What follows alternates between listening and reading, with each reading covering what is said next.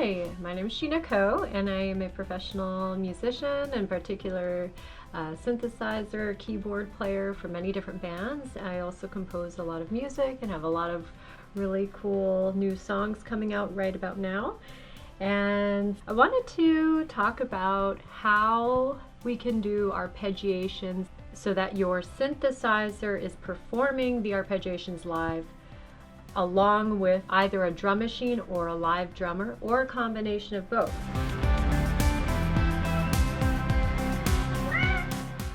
I'm really against putting arpeggiated sounds on a backing track. I think it sounds way better when you are playing the arpeggiated sounds live, especially through a powerful keyboard like the Prophet 6.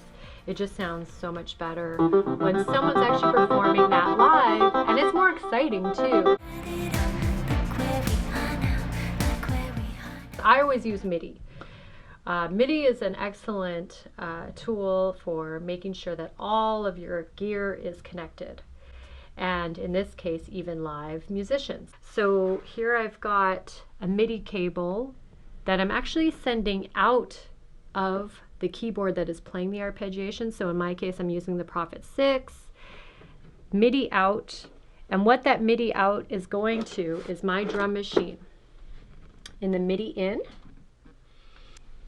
I have programmed a click. So my click will automatically, so you can hear the click there, my click will automatically play the same tempo that the arpeggiation is at.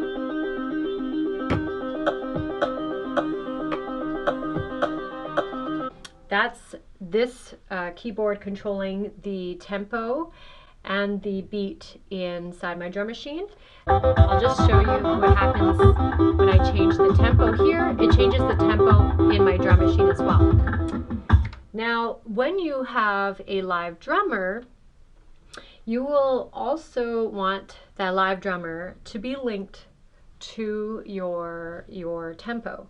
And the best way to do that is to send your drummer a click. What I did was I created a click inside my drum machine. I actually used the same click sound, and I pitched the second one down so that you always know where the one is. So this is the 1, and this is the 2, 3, 4. So you just have to program that into your drum machine so it hits on every quarter note. So this is every first quarter note, and this is the 2, 3, 4. And that is always playing along with all of my beats in my drum machine.